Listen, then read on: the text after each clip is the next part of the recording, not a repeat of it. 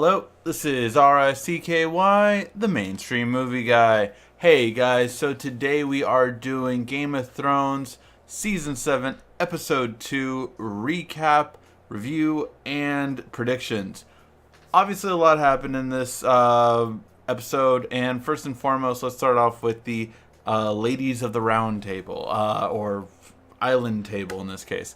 Really, it was a great kind of just like everyone was kind of like, okay, this is what you should do, this is what should happen, this is what should happen.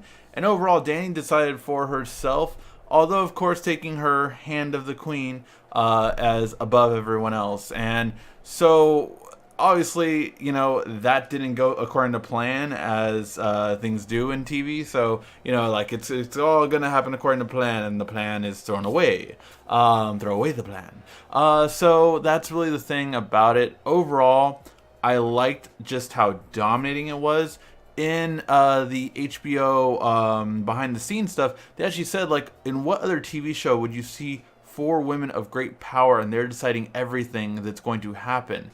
And it's true. They have a lot of strong female characters, and they're highlighted in this episode, which I love. Unfortunately, two of those get captured at the end, so yeah. Grey Worm and Miss Adani. I hopefully I'm pronouncing her correct. She has an amazing body. Damn. Grey Worm, you're a lucky man. Overall, I mean, that scene was exactly what we've been wanting them. I mean, come on, like, you know, they should have gotten together the last season. But finally, it paid off, so we got that for what it is. The dragon scale. So the whole dragon scale thing was very interesting. I thought we were going to use dragon glass to cure it. Maybe that's the ending to it, because obviously the girl that was cured of it was cured with some sort of dragon glass, because that's where she was born and raised, right? So I'm guessing that's where it was, but maybe I'm wrong. So overall, it's an interesting concept, though. Very curious to see if he will be healed by the next episode already, but ooh, does that look painful. And again, great camera switching. Last week it was the pot pans to the soup, and this week it was the dragon scale to the pie.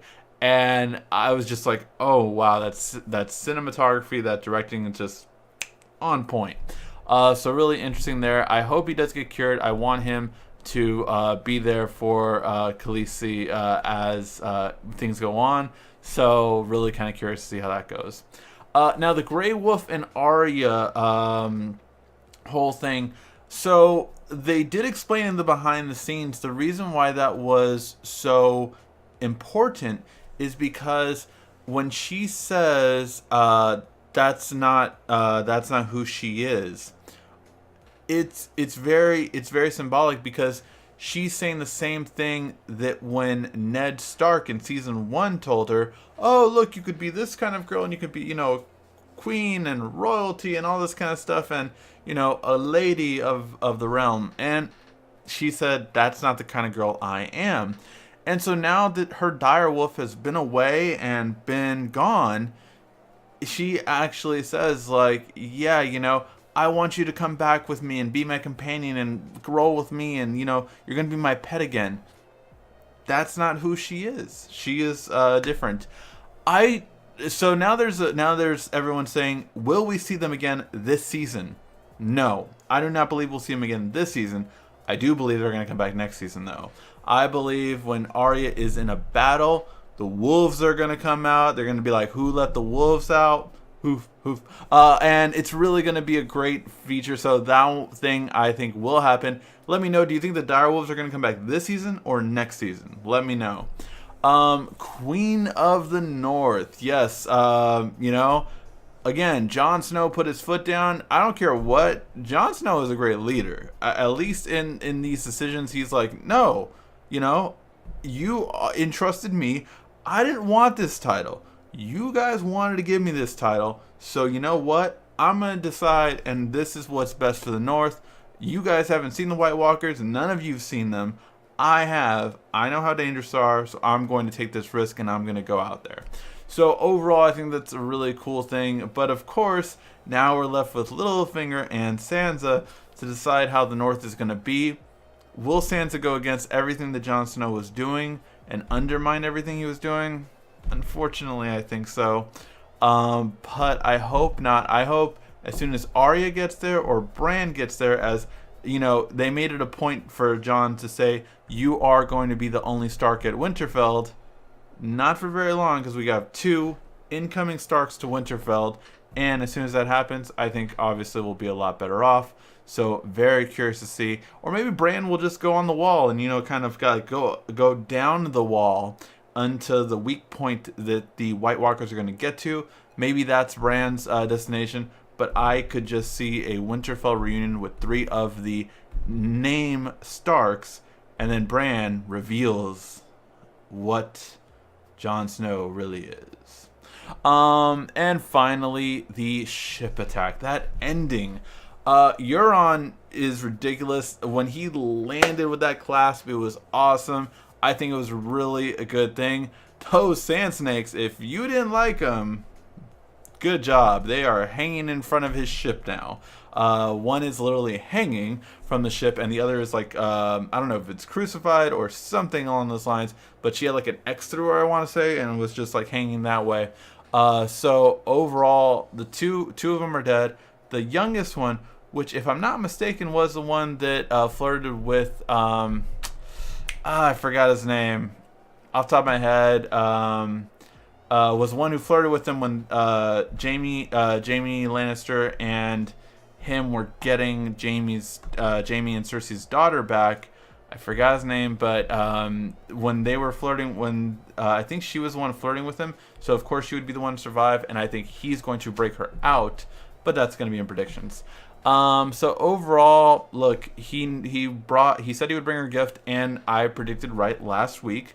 I said that I think it would be the Sand Snakes.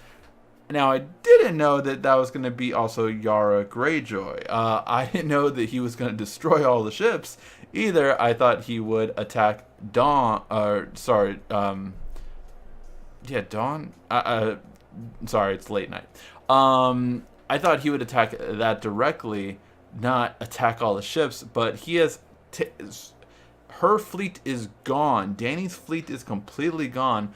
The reason why that's also so important is because the night Dany was born, her fleet, her father's fleet was taken down. The Targaryen fleet was taken down that night. So now in this same instance, that night, or at least the next night, again, it's the same thing happens.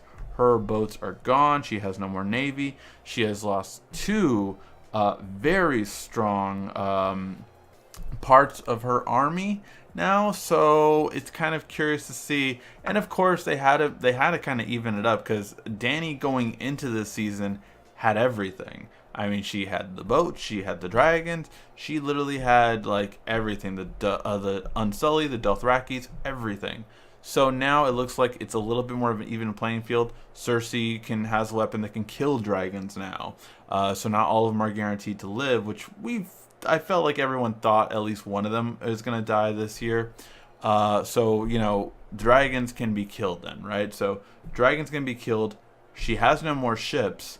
All of her ships are gone, and now or at least the majority of the ships are gone.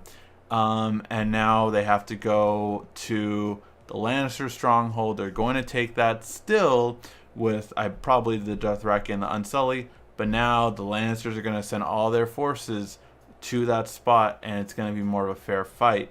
So very curious to see how it is. And of course, next week we get the big meeting between Jon Snow and Dany, what we've been waiting for season after season. So yes, they're finally going to meet. I hope it's a pleasant one. I don't know. I feel like there has to be conflict. But there's one thing for sure now. Dany needs Jon Snow just as much as Jon Snow needed Dany. Before this, as soon as this episode started, we knew that, okay, Jon Snow is going to need Dany. However, now at the end of the episode, Dany needs Jon Snow. She's going to need the North in order to succeed to her fight. The question again will be, which fight is fought first? Is it going to be Cersei or the Night King? Because Jon Snow is going to point towards the Night King to go first, and Dany is going to point towards Cersei to go first. So it's really curious to see who will fight who first. I think that's going to be obviously the big difference because one should end at the end of the season and one will end at the end of next season. How that order will go, that's the curiosity. I don't see Cersei. I still say Cersei will die this season. I still say Jaime will be the one to kill her. I also believe that Theon, I'm hoping at least will at least redeem himself later for his return to Reek. I hope he redeems himself and he's the one that saves Yara. And maybe even is the one that kills Euron at the end of this season. I don't think Euron's going to survive this season, but I do think that it would at least be a great redeeming story for Theon to come back. Although if he doesn't, that character is just done for me. He needs something. He needs to be redeemed after this. This was really bad. So let me know what you guys' thoughts are on the episode in the comment section down below. What do I think is going to happen next week? I think at least one of the Sand Snakes is going to be killed, either the mother or the daughter. I think the mother will be killed, and the daughter will be rescued by the guy who is Tyrion's friend and Jaime's trainer for the sword. I can't remember his name. Let me know in the comment section because I know you guys are just yelling at it to me right now. But he hasn't been around this season yet, okay? But overall, I think that's what's going to happen. I think she will be saved. And then, who knows what will happen there. Very interested to see how all of this goes down. Let me know what you guys think in the comment section down below. What are your guys' predictions for next week? I do see Sansa kind of taking in her role in the North. I do see we touch up with Bran because we didn't talk to him at all this episode. And I do... I don't know if we'll get to the Hound again. I feel like they might get another episode without him, but we'll see. I feel like we're going to get the Night King again next episode to see where he is and where he's going. I think that might be at the end of the episode, though. So those are my predictions for next week. Let me know what you guys' thoughts are in the comment section down below. Who will live, who will die in the next episode. Thank you, as always, for watching. This has been RICKY, the Mainstream Movie Guy.